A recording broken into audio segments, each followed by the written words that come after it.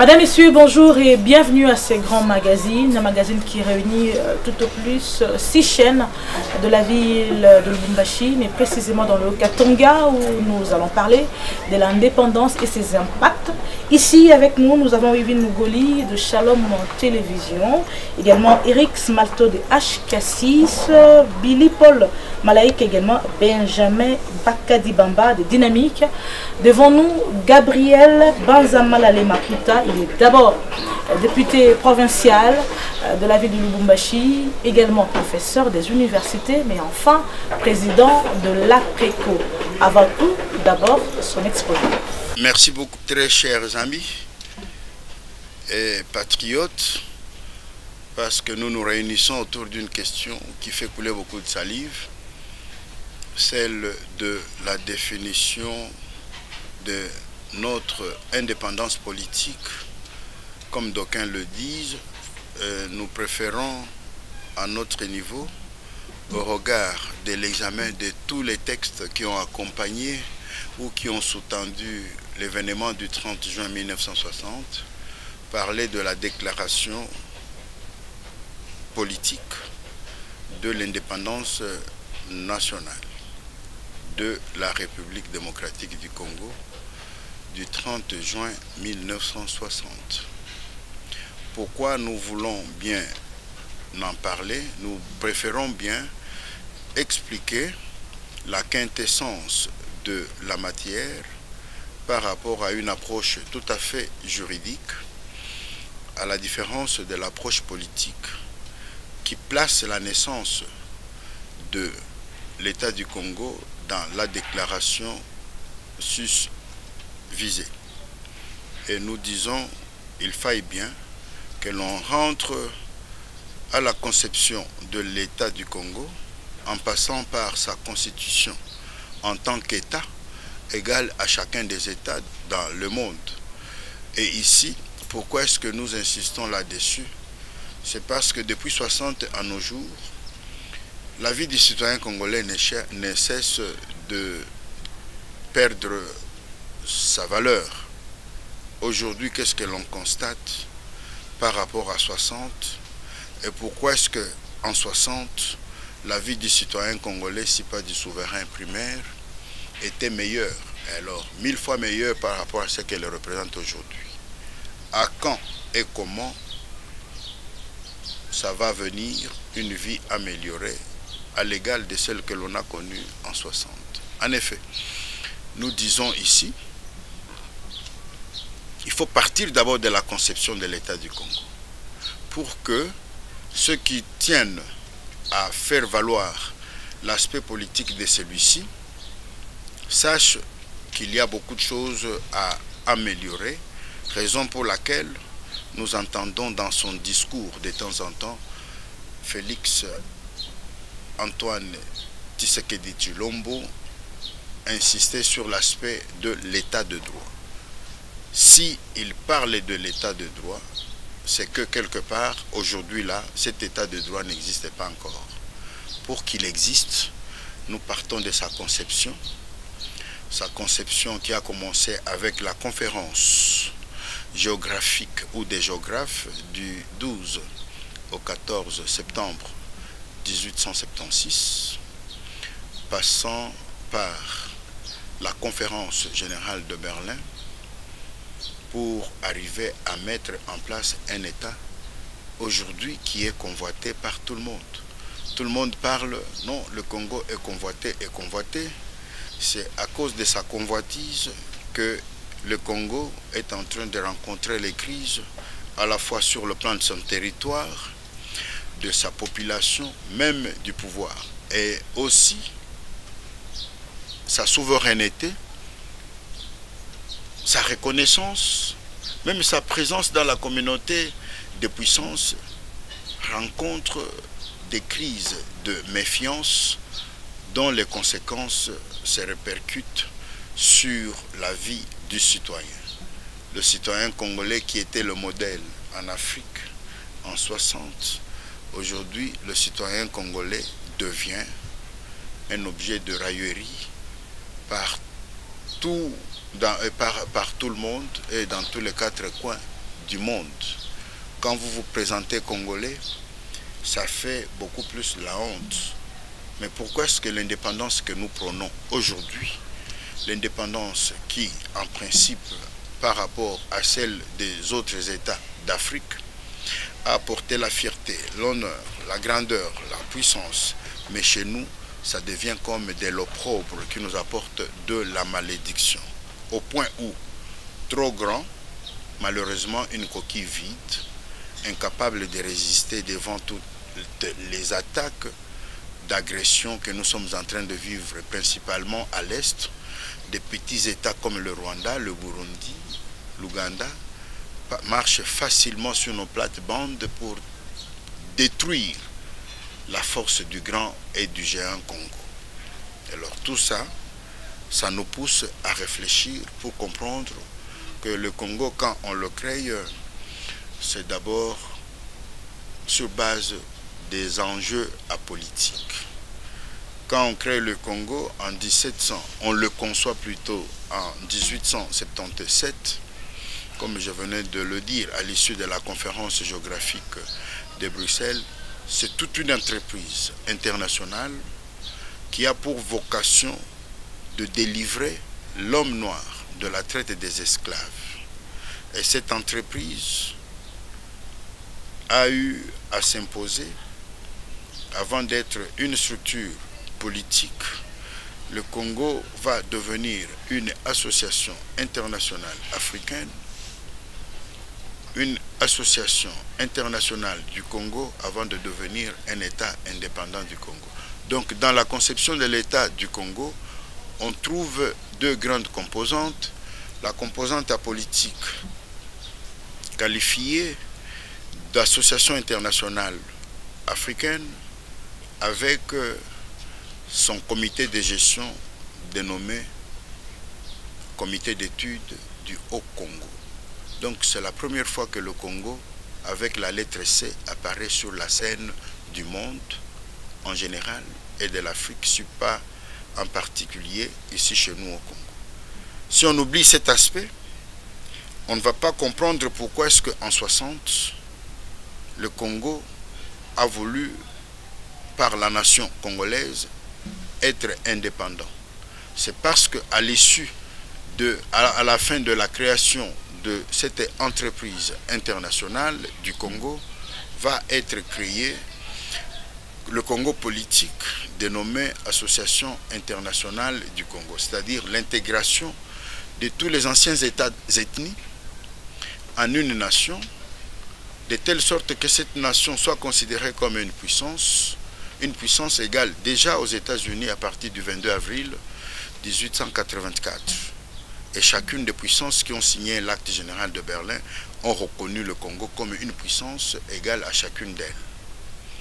Donc, quand vous examinez systématiquement, nous avons le Congo humanitaire, le Congo économique, le Congo scientifique. Ces trois Congos sont apolitiques. Et enfin, nous avons aussi le Congo politique. Et en 60, nous ne parlons que du Congo politique. Or, la coexistence des deux Congos, le Congo non politique et le Congo politique, préside à la constitution de cette grande puissance destinée à devenir la grande puissance géostratégique et géopolitique du monde. Mais dès lors que la puissance se définit par la capacité de résoudre les problèmes liés à la sécurité des frontières, liés à la paix sociale de la population, liés au développement rapide, systématique, harmonieux et intégral d'un État, mais dès lors que nous oublions l'aspect de coexistence de ces deux États, en 60, il y a un contentieux que l'on appelle belgo-congolais. Et ce contentieux fait que la Belgique, après avoir accompli beaucoup d'actes au nom du Congo, sous sa responsabilité, la Belgique s'est retrouvée en face d'une problématique de comment gérer, par le Congolais qui n'est pas encore suffisamment instruit, comment doit-il gérer les droits et les obligations de chacun des partenaires de la communauté de puissance sans avoir crise. Et s'il y a crise, et ça va être la Belgique qui sera tenue d'en répondre. Or, la Belgique, voyant la lourde responsabilité, elle va tout simplement arrêter les grandes machines qui ont présidé à la définition de l'émergence de l'État du Congo jusqu'en 60. Donc, en date du 16 et du 17 juin et en date du 27 juin 1960, la Belgique va arrêter plutôt deux actes législatifs qui consistent à supprimer le Katanga, à supprimer le Grand Lac et à supprimer le Kivu. Or, ce sont ces deux grandes machines en termes de fédération qui constituaient de base financière sur lesquelles reposait la grande puissance de l'État du Congo. Et depuis, les gens ne l'ont pas perçu, la courbe de l'émergence du Congo a commencé à baisser jusqu'au 24 avril 1990, à l'occasion Mobutu pleura, pour constater que la crise a été générale et généralisée.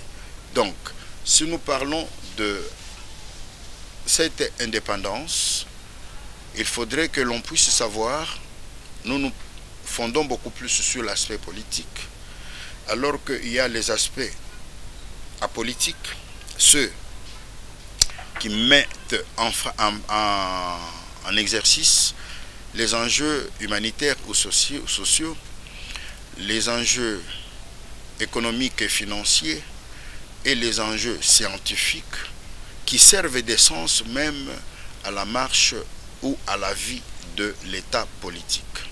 Malheureusement, depuis 1990, comme nous le constatons, la courbe étant arrivée au point zéro, depuis à ce jour, toutes les réformes qui interviennent sur le plan politique, diplomatique, économique, financier, juridique, administratif, même socio-culturel, montrent leurs limites et à ce jour, on ne sait pas à quoi l'indépendance de 1960 nous a conduit et pourquoi est-ce que nous devons nous en tenir à elle sans chercher à voir les choses autrement.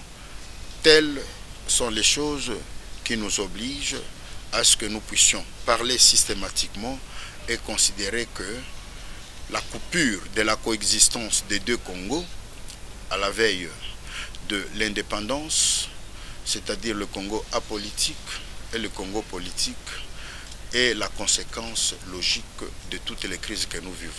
D'où comment concilier l'indépendance politique de 1960 et l'indépendance apolitique de 1885 quand on parle de l'État indépendant du Congo. Or, c'est pendant cette indépendance de 23 ans durant que le Congo a posé toutes ses bases juridiques, fiables, solides et stables dans la communauté internationale de puissance, et l'administration de l'époque était très fiable, était solide et stable. Aujourd'hui, on ne sait plus à quel chien il faut se vouer pour sortir le Congo de l'abîme dans lequel nous nous retrouvons. Voilà un peu le petit exposé que nous avions voulu présenter à votre auguste expertise de presse pour que les grandes lignes soient dégagées à la suite des réponses que nous allons donner aux questions formulées savamment par vous. Je vous remercie. Voilà, Banzama Lalé, après votre exposé, moi j'ai juste une petite question avant de passer la main à Smalto pour une question à peu près scientifique.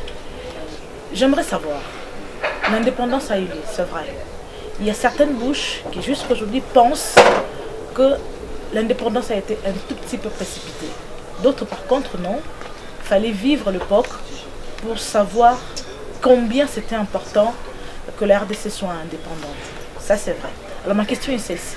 Vous pensez que tout ce qui s'est vu aujourd'hui, tout ce que nous avons comme tractation au sein de la politique, économiquement et ainsi de suite, c'est justement le fruit de cette indépendance précipitée où il était temps?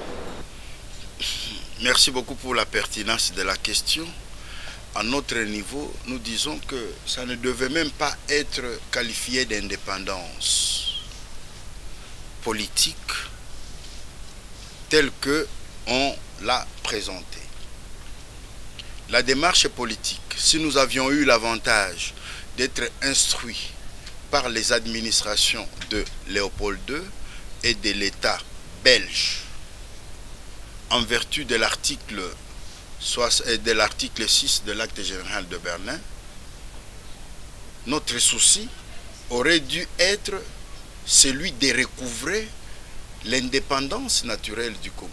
Parce qu'avant que la colonie belge ne vienne, oui, avant que la colonie belge ne soit consacrée le 18 octobre 1908, le Congo fut indépendant. Une expérience de 23 ans et on l'appelait État indépendant du Congo. Cette indépendance était reconnue par toutes les grandes puissances, commençant par les États-Unis d'Amérique, même par la Belgique, en date du 23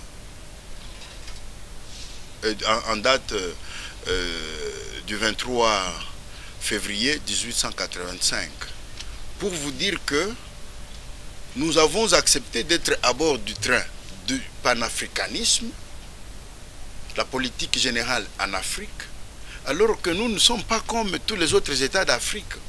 Nous sommes différents d'eux. Et nous sommes le premier État à avoir été créé en Afrique. Le premier État, s'il vous plaît, reconnu comme tel. Mais dès lors que nous avons cru, nous abandonnons cette indépendance-là et nous commençons à suivre la danse de toute l'Afrique, nous nous retrouvons à bord d'un train où notre place n'est pas bien respectée. Et alors c'est ce qui fera que si aujourd'hui les choses se présentent à mal, effectivement c'est parce que l'appréhension en date du 30 juin de cette indépendance était une très mauvaise appréhension de la part de la nation congolaise. Nous qui tenons les conférences dans le monde, nous arrivons de temps en temps, ça et là, on vous pose la question, pourquoi vous vous attachez beaucoup à la Belgique? Parce que nous sommes une grande puissance, que l'on doit respecter, et qui doit se faire respecter. Mais tant que nous ignorons ça aujourd'hui, 60 ans, 61 ans après, mais c'est un crime par rapport à l'ignorance que l'élite intellectuelle congolaise accuse. Est-ce que peut-on encore espérer avoir des professeurs qui peuvent finalement éclairer les futures générations à toutes ces histoires? Merci beaucoup Eric pour la question qui est de nature provocatrice. Pas du tout. Ce que nous voulons relever par rapport à ça, c'est ceci. Depuis 60 jusqu'au 13 juin 2009, nous avons cru à une approche strictement sociopolitique ou de l'histoire politique du Congo, de la sociologie politique du Congo, des relations internationales de l'ONU, de 1945 donc, et même du droit positif congolais, dont l'enseignement trouve son assise dans la logique communiquée par la politique coloniale belge, et laquelle politique coloniale belge, alors que d'un côté nous la récusons, mais c'est la politique coloniale belge qui a créé l'école primaire, qui a créé l'école secondaire, qui a créé même l'université. Vous allez vous rendre compte, pendant que nous parlons de l'université de Louvain, ici chez nous, nous parlons de l'Ovanium. Donc, pour ceux qui maîtrisent le latin, je n'ai pas fait le latin, c'est le diminutif de Louvain. Donc, ce que l'on nous a enseigné par Louvain demeure à ce jour, et par l'Ovanium plutôt, demeure à ce jour un diminutif de ce que l'on aurait dû avoir. Il faut donc que l'enseignement puisse reprendre la situation juridique que nous avons découverte, la situation naturelle que nous avons découverte d'un Congo naturellement et indépendant, de sorte que nous... L'indépendance apolitique ou naturelle, sur le plan humanitaire, scientifique, mais pourquoi cette combinaison des indépendances en 1885 n'était pas ressentie, chose qui a poussé Lumumba et ses compagnons à réclamer une indépendance qui sera proclamée en 1960. Merci beaucoup, c'est très valable la question. C'est parce que l'on n'a pas fait la nuance ou la différence entre la composante apolitique et la composante politique. En principe, partout où on a fait le travail du Congo, depuis le 12 septembre 1876, ce sont les savants, ce sont les scientifiques, ce sont les génies d'Europe et des États-Unis. Ça n'avait jamais été des autorités politiques. Si même on voit le cadre protocolaire des signatures de l'acte général de Berlin qui fait venir les présidents et les rois de ce monde pour signer cet acte-là, nulle part dans le monde on a couronné un événement aussi précieux que celui-là. C'était le Congo. On ne le voit même pas pour des fusées qui vont dans les astres et dans les airs pour les astres, comme nous voyons des fusées qui sont en train d'installer les satellites dans les airs. Mais pour le Congo, et le Congo seul, tous les rois de l'époque et tous les présidents de l'époque sont venus à la signature de l'acte général de Berlin. Mais nous-mêmes, nous ne nous considérons pas à la mesure qu'il faille. Nous sommes un État créé pour nous et destiné à devenir la grande puissance géostratégique et géopolitique du monde. J'ai entendu ici, on a parlé de la mutation, c'est Smalto qui a dit, on a parlé de la mutation politique. Aujourd'hui, entre Joseph Kabila et, plutôt d'abord entre Mobutu et Kabila, le régime de l'AFDEL, et celui de l'UDPS par Tshisekedi. Cette mutation-là, elle n'est pas hasardeuse. Lisez tous les actes qui ont existé, les conventions qui ont été créées autour du Katanga, autour des Grands Lacs, même autour du Kivu.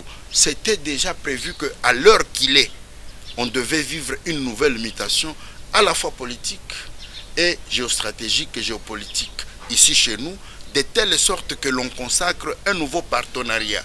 Le premier avait été arrêté à la veille de l'indépendance entre le Congo politique et le Congo non politique à cause de la volonté politique belge.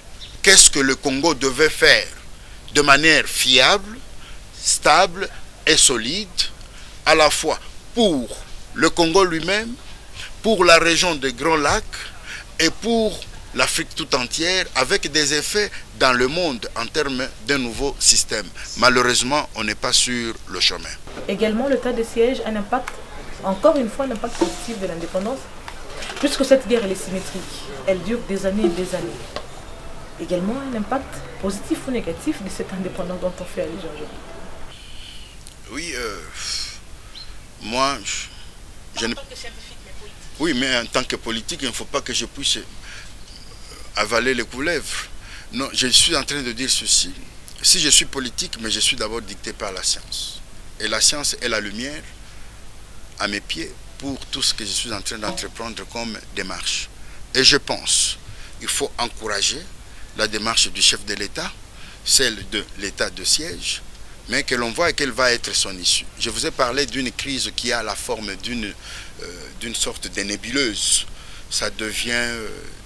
vous allez à gauche, vous résolvez le problème, à droite, ça reprend.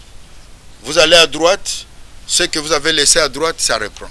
Et je vous dis, si ça commence, lisez les causes. C'est pendant la transition, depuis la déclaration du discours de Mobutu du 24 avril 1990, on a constaté que nous sommes entrés dans la zone que nous pouvons même appeler enfer des crises. Et ce que nous négligeons, c'est même le génocide des Rwandais de 1994. Si on nous l'impute c'est parce que le leadership de l'Afrique centrale revenait au Congo. Et l'État avait déjà disparu. Et dès lors qu'il a disparu, il n'est plus capable de répondre aux problèmes internes par rapport à l'homme, par rapport à la nation. Il n'est plus capable de répondre aux problèmes de la région par rapport à sa mission géostratégique et géopolitique. Et à ce titre, quand vous parlez de l'état de siège, nous nous disons bravo, mais nous disons qu'il y a des schémas de réponse à toutes ces questions-là, au lieu de procéder par l'état de siège, c'est de faire le retour à l'authenticité juridique de l'état du Congo. Est-ce qu'il y a une table aussi grande, aussi somptueuse que celle de Sun City? Je ne pense pas. Et c'est Sun City qui a réuni les uns et les autres. C'est une solution absolue. Mais fort malheureusement, parce que vous demandez que l'on puisse réunir les uns et les autres, Joseph Kabila et Tshisekedi se sont mis ensemble. Qui a cassé cette union? C'est le président de la République qui voulait faire les choses selon son ingéniosité. Suivons, soumettons-nous à ce qu'il dit, parce que c'est lui le patron de la République démocratique du Congo, qui vivra verra. Et je crois qu'il n'y a rien qui va se faire d'un individu s'il n'y a pas d'accord. S'il n'y a pas je parle en tant que scientifique. Je suis expérimenté par rapport à tout ce qui a existé. Il n'y a personne qui viendra trouver une réponse magique, si ce n'est que Dieu. S'il s'agit d'un homme, être humain comme moi, il faut absolument mettre tous ses opposants politiques autour d'une table pour que la nation congolaise soit reconstituée. Et c'est un préalable. Je comprends que nous sommes loin de vivre l'effectivité de cette année. Si vous avez compris, je suis très édifié, parce qu'il n'y a que ça qui constitue l'objet de notre rencontre, pour que les gens soient édifiés et comprennent. Ce qu'il faut comprendre, ce Congo, c'est un état de consensus. Toutes les crises que nous avons, il n'y a pas une seule qui peut trouver une solution idoine si celle-ci ne vient pas du consensus. Et le consensus, ça signifie quoi? J'ai raison, dans ma raison, il y a une part que les autres n'accepteront pas. Ainsi de suite. Alors le dénominateur commun, c'est quoi? C'est le dénominateur commun qui mettrait tout le monde d'accord. Et on fonde la nation sur le dénominateur commun. On fonde aussi l'État sur le dénominateur commun de la nation congolaise et de la communauté de puissance qui est disposée à venir nous financer avec les capitaux dont on n'a pas matériellement. Que l'on n'a pas matériellement, je voulais dire. Non, merci beaucoup parce que vous dites, du moins c'est à sa gloire. Hein? Ceux qui travaillent à la conception, souvent on ne les connaît pas. C'est ceux qui travaillent à la naissance que l'on connaît. Mais moi, ce que je suis en train de dire, Kabila a peut-être la chance d'être au moment où l'éclosion de la valeur des travaux sur le plan des infrastructures telles que nous sommes en train de le vivre, il est le seul. Hein. Nous avons connu, même s'il y avait des projets, en des périodes où le Katanga était fort, était unifié, qui n'ont pas pu faire autant que lui, Kabila. Le Katanga, aujourd'hui, il faut quand même qu'on se le dise, est décapité. Autrefois, c'était le Katanga, Lualaba et Haut Katanga, Olomami et Tanganyika. Aujourd'hui, le Katanga à quoi nous faisons allusion et qui fait objet de la prime ou du primat que Kabila est en train de laisser dans l'histoire de cette province, mais c'est un Katanga qui est dépouillé notamment de Lualaba. Mais ce qu'il est en train de faire, ceux qui ont eu beaucoup de moyens, plus que lui, auraient dû faire mieux, mais on ne l'a pas vécu. Et si on ne l'a pas vécu, pourquoi est-ce qu'on ne peut pas dire c'est à sa gloire? C'est à sa gloire et à sa gloire seule. Merci à vous, Gabriel Banza-Malawé, d'avoir répondu à nos questions. Je vous remercie, messieurs de la presse, pour la disponibilité. Notre mission est entrée dans le sens d'enseigner. Et nous sommes en train d'inciter l'intellectuel congolais pour qu'il éveille sa conscience par rapport à son devoir. Quel est son devoir? C'est lui de lire les choses autrement. Merci à vous, Gabriel Banza-Malawé, d'avoir répondu à nos questions. Je vous remercie, messieurs de la presse, pour la disponibilité. Notre mission est entrée dans le sens d'enseigner. Et nous sommes en train d'inciter l'intellectuel congolais pour qu'il éveille sa conscience par rapport à son devoir. quel est son devoir? C'est lui de lire les choses autrement. Merci à vous encore une fois, merci également à vous, très chers téléspectateurs. Sur ce plateau, nous avons eu Vin Mugeli, Shalom Télévision, Eric Smaltouach Cassis, Billy Paul de Malaïke également, Benjamin Bakadi de Dynamique. Merci et restez branchés.